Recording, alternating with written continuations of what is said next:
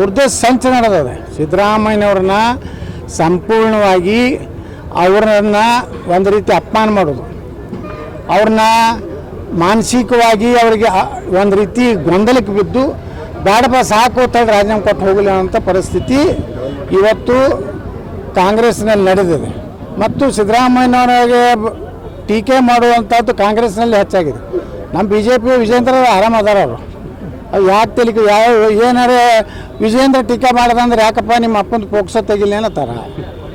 ಯಾಕೋ ವಿಜೇಂದ್ರ ಭಾಳ ಹಾಳಾಕತ್ತೀನಿ, ನಿಮ್ಮ ಅಪ್ಪನ ನಕಲಿ ಸೇವ್ ಮಾಡಿ ತೆಗಿತೀನಿ ಅಂತಾರೆ. ಇಲ್ಲ ಸರ್, ಸುಮ್ಮನೆ ಮಾಡಬೇಕಾಗ್ತದೆ ಸರ್. ಹೈಕಮಾಂಡ್ ಮೊನ್ನೆ ಅಮಿತ್ ಶಾಜಿಯವ್ರು ಬಂದು ಭಾಳ ಬೈದಾರ ಸರ್, ನೀನು ಅಯೋಗ್ಯದಿ, ನಾಲಾಯಕದಿ, ಪಾಪ ಅವರಪ್ಪ ಅಡ್ಡಾಡಕತ್ತಾನೆ ಆ ಬಿ ಜೆ ಪಿ ಆಫೀಸಿಗೆ. ಅದಕ್ಕೆ ನಾನು ಏನಾರು ನನ್ನ ಮಗನ ಅಧ್ಯಕ್ಷ ತೆಗೆದುಬಿಟ್ರೆ ನಾನು ಸಾಯ್ತೀನಿ, ನಾ ಜೀವಂತ ಇರೋದಿಲ್ಲ. ಈಗ ಹೊಸ ನಾಟಕ ಕಂಪನಿ ಚಾಲು ಆಗೈತೆ. ಇವ್ರು ಸಾಯಿದ್ರ ಸಲ ಬಿ ಜೆ ಪಿ ಸಾಯಿ ಹೊಡಿಬಾರ್ದು ಕೇಂದ್ರದ. ಇವ್ರು ಏನಾರು ಇವ್ರ ಕುಟುಂಬದ ಏನು ಜಗಳ ಇತ್ತೋ ನಮ್ಗೆ ಗೊತ್ತಿಲ್ಲ. ಅಂದರೆ ಕರ್ನಾಟಕದಲ್ಲಿ ಅರಾಜಕತೆ ನಿರ್ಮಾಣ ಆಗಿದೆ. ಇವತ್ತು ಸರ್ಕಾರ ಸರಿ ನಡೀತಾ ಇಲ್ಲ, ವಿರೋಧ ಪಕ್ಷ ತನ್ನ ಜವಾಬ್ದಾರಿ ಕೆಲಸ ಮಾಡ್ತಾ ಇಲ್ಲ. ಸರಿಯಾಗಿ ಇಷ್ಟೆಲ್ಲ ಪ್ರೂಫ್ ಸಿಗ್ಲಾಕತ್ತಾವ ರೀ.